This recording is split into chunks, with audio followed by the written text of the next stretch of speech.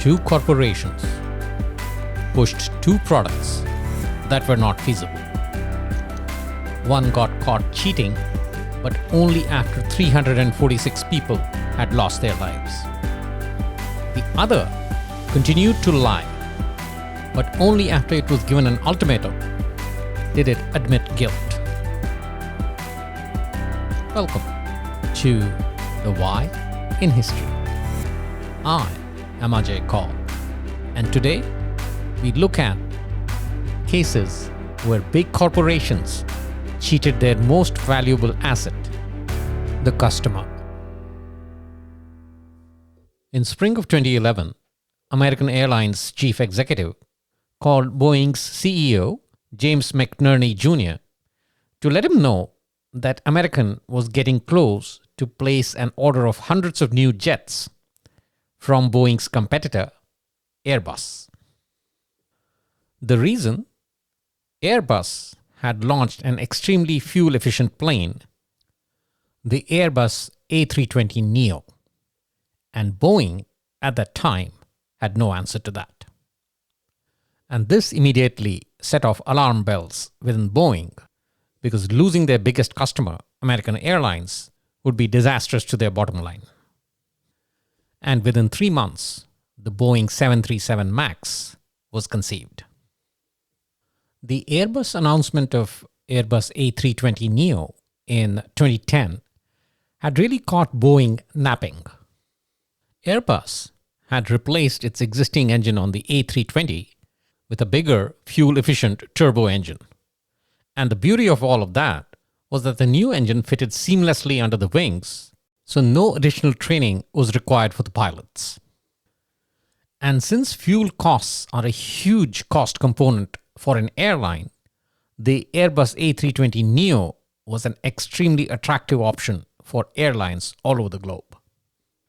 As the Boeing 737 engineers started to replicate the Airbus 320neo design, they realized that since the Boeing 737 was closer to the ground than the Airbus 320, fitting the new, bigger turbo engine under the wings was not feasible because it would almost touch the ground. And because of these limitations, Boeing initially decided to focus on building a new plane from scratch rather than re-engineer the 737. But after the scare from American, waiting 10 years for the new plane was no longer an option. So a solution had to be found in the short term. Within a few months, Boeing's product team came up with the solution. Move the engines up on the wing of the aircraft. And Boeing named this aircraft 737 MAX. But moving the engines up the wing would lead to an aerodynamics issue, especially during takeoff. There was a possibility that during takeoff, the nose of the plane would point too high, which could lead to a stall mid-air. And to fix this issue, the plane would require some amount of re-engineering. But if the plane were to be re-engineered mechanically, that would lead to a lengthy certification process, and Boeing wanted to avoid that at all costs because it was projecting the 737 MAX as a direct competitor to the Airbus 320neo, which meant it had to be brought to market quickly with very little pilot training needed, like the A320neo. So the workaround ended up being a software installed on the 737 MAX, which would push the nose of the plane down if it detected a stall. This software was called the Maneuvering Characteristics Augmentation System, or MCAS. By late 2015, Boeing started shipping the 737 MAX, and the sales really picked up. But the pilots were given only a 2-hour training on the iPad.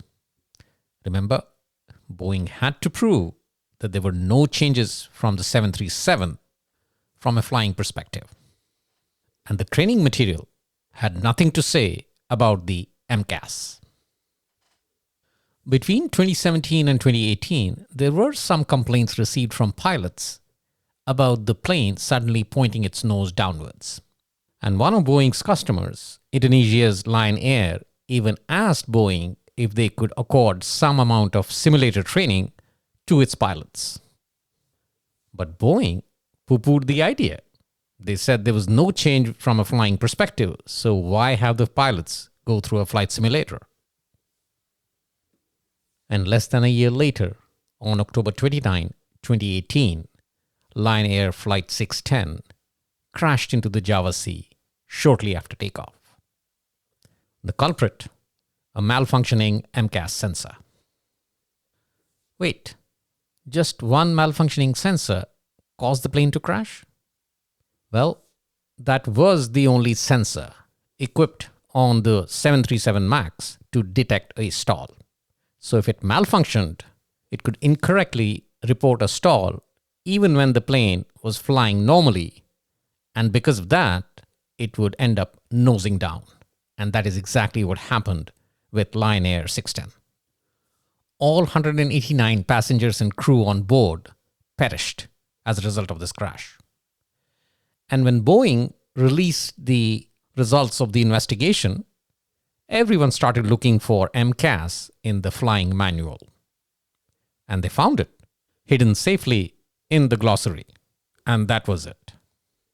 The biggest design flaw in the 737 MAX had been hidden in one row in the glossary. The loss of 189 lives did not have any impact on Boeing or the Federal Aviation Administration, FAA, and the 737 MAX planes continued to fly.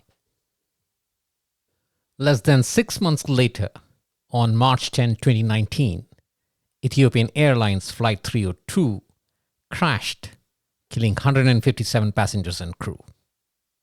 This time, the investigation revealed that the pilot had detected the issue and disabled MCAS, but it had been a few seconds too late to pull the plane back up to its normal course. And even after this accident, Boeing and FAA were unmoved. Ethiopian Airlines immediately grounded its entire 737 MAX fleet, and this was followed by the Chinese Aviation Authority grounding its entire 737 MAX fleet. And between March 11 and 12 of 2019, air regulators around the world started grounding their MAX 737 planes. FAA was still unmoved. Finally, on March 13, after almost the rest of the world had grounded the MAX 737 planes, FAA issued the order to ground the 737 MAX. So the primary question is, did Boeing think it could cheat and get away with it? The answer lies in 4 words: too big to fail. Big corporations, which are often looked upon as icons for a country, sometimes take their reputation for granted and test the limits of their brand power. In case of Boeing, it was a mix of too big to fail, the iconic power to influence FAA, and a potential belief that it could get away with a simple slap on the wrist. But Boeing's brand itself was based on the foundation of engineering excellence and innovation. And in 1997, Boeing chose to give up its engineering excellence and innovation when it acquired McDonnell Douglas. But the interesting part of this acquisition was that the CEO of McDonnell Douglas actually became the CEO of Boeing. And a joke went around in aviation circles that McDonnell Douglas bought Boeing with Boeing's money. This change heralded a huge culture change in Boeing, which essentially became more McDonnell Douglas than Boeing. The headquarters were moved away from Seattle to Chicago as the company started now focusing on boosting shareholder value than bringing value to the customer. Boeing was now making money by saving money. And the culture to arm twist regulation using your iconic power actually was started by GE under Jack Welch. And the real culprit in the 737 MAX scandal is the CEO who made the decision to go with the 737 MAX, ex-GE top executive, and the first non-engineering CEO of Boeing, James McNerney. Overall, James McNerney did not face any prosecution, and Boeing settled out of court, agreeing to pay $2.5 billion as penalty with the Department of Justice to avoid criminal prosecution. Since the grounding of the 737 MAX, Boeing has stayed in the red with respect to profitability. The 737 MAX did return to air after significant changes in the MCAS system, but Boeing has struggled to stay afloat after the massive loss of credibility. Volkswagen had set a goal of becoming the biggest car manufacturer in the world. And the biggest market of them all, the US car market, had proved elusive. But in 2006, Volkswagen decided to use its fuel-efficient diesel engines to capture a big chunk of this market. As they proceeded with this strategy, they realized that the US market had a lot stricter emission standards than the European market.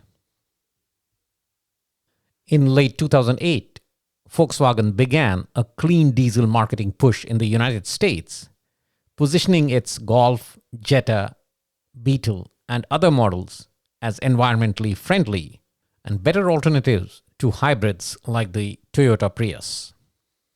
Subsequently, Volkswagen set up a $1 billion factory in Chattanooga, Tennessee, to manufacture the diesel engine cars, which started rolling out in late 2011. Now, several environmental experts were very curious to understand how Volkswagen had pulled off the environmentally friendly diesel engines for these cars. And in 2013, a team from West Virginia University was able to report that the Volkswagen cars were producing more emissions during normal driving than during laboratory tests. And the poisonous nitrogen oxides, or NOx, were being emitted at far higher levels than were allowed. California has always had stricter emission standards. So when the California Air Resource Board, or CARB, read this report, it immediately opened an inquiry into the excess NOx emissions from the Volkswagen diesel vehicles. For more than a year, Volkswagen tried to dance its way through the inquiry by giving various excuses like, oh, your detection devices may be improperly calibrated, or the readings may need to be adjusted, and something like that. The agencies were very frustrated with Volkswagen's lack of response, and they categorically told Volkswagen that they needed an accurate answer, else the certification of all the diesel vehicles would be stopped. In other words, Volkswagen would not be able to sell any diesel vehicles in the United States. And subsequently, in September of 2015, Volkswagen confessed to the EPA and CARB that its diesel vehicles were equipped with a defeat device software, which detected when the car was in test mode and cranked up the pollution controls to ensure that the tests would pass. The biggest car maker from Germany had cheated its way into the US market to sell its diesel engine cars. Martin Winterkorn, the CEO of Volkswagen, was asked to explain, and he conveniently put the entire blame on a small group of rogue software engineers for installing the defeat device software. But on September 23, 2015, Martin Winterkorn had to step down as CEO. And about a year later, in June of 2016, Volkswagen agreed to pay $14.7 billion in settlement to the US market. But in January 2017, Volkswagen settled with the US Department of Justice, pleading guilty to conspiring to defraud the US government and violate the Clean Air Act, and agreed to pay $4.3 billion in fine. And it was later revealed that other Volkswagen companies like Audi and Porsche 2 were equipped with the defeat device software. Overall, the total settlement cost to Volkswagen was about $21 billion. And German prosecutors believed that 37 people were suspected of taking part in the fraud, including CEO Martin Winterkorn.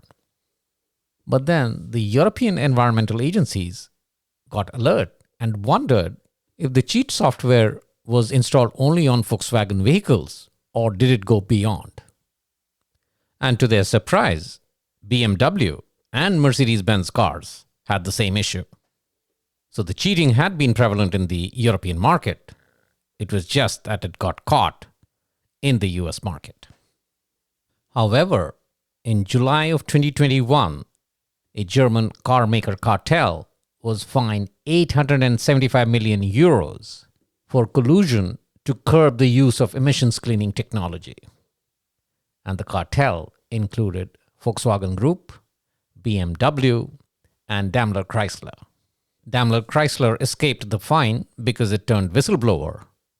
But what they had colluded on was essentially not to spend too much in cleaning up the NOx emissions from their respective cars, so every one of them could get a piece of the market share. And that brings us to the central issue in these cheating scandals: the collusion of the establishment in facilitating such fraud.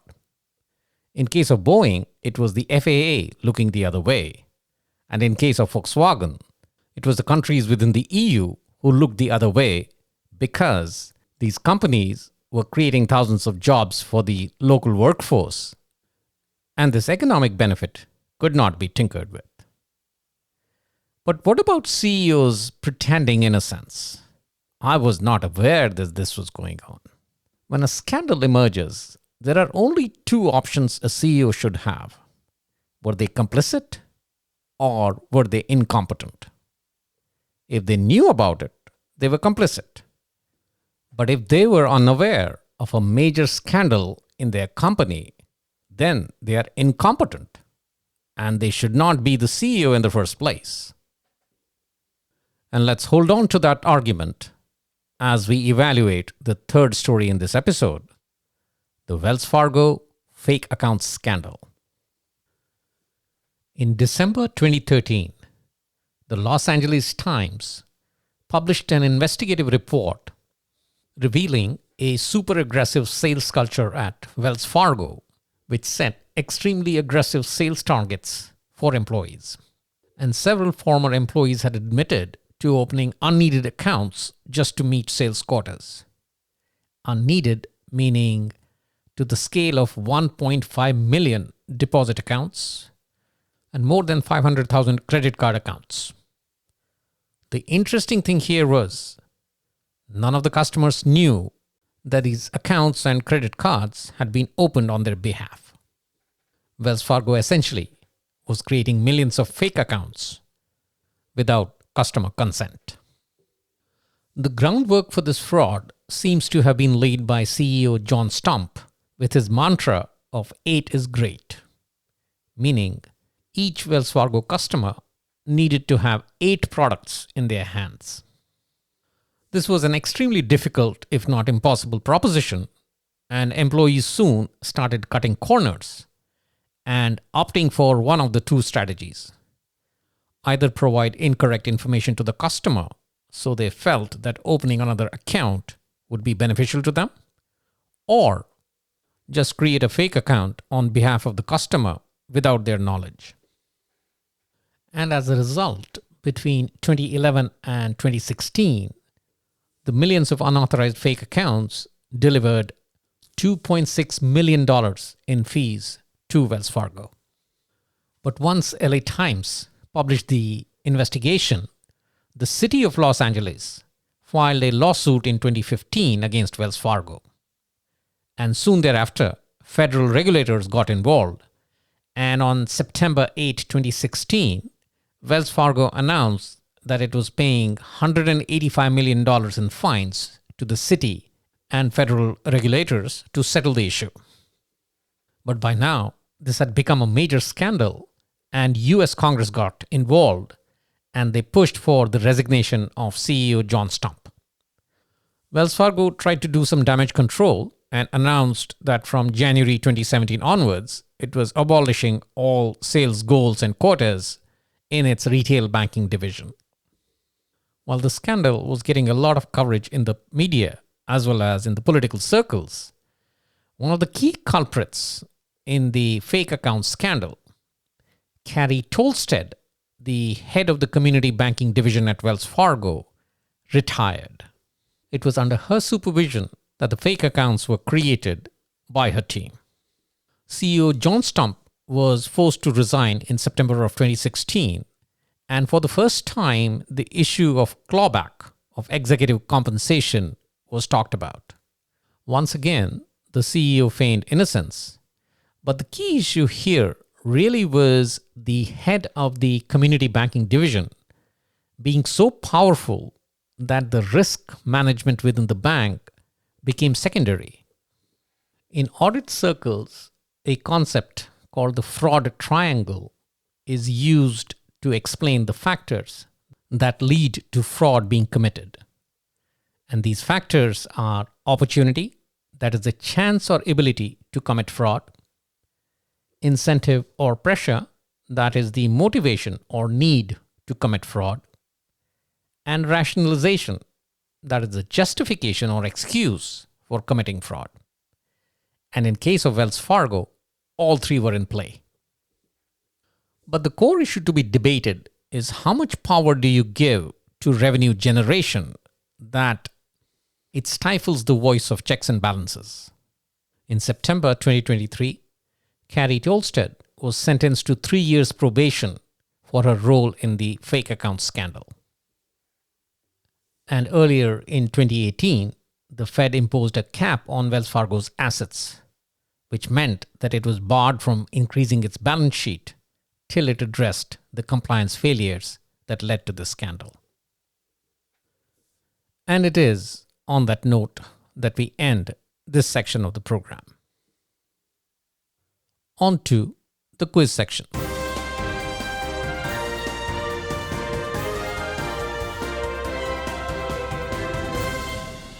Question from the previous episode.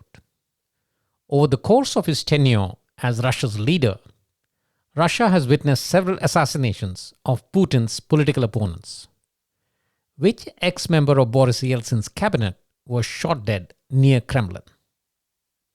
On February 27, 2015, Boris Nemtsov, a deputy prime minister under Boris Yeltsin and a vocal critic of Putin, was shot dead on a bridge near the Kremlin.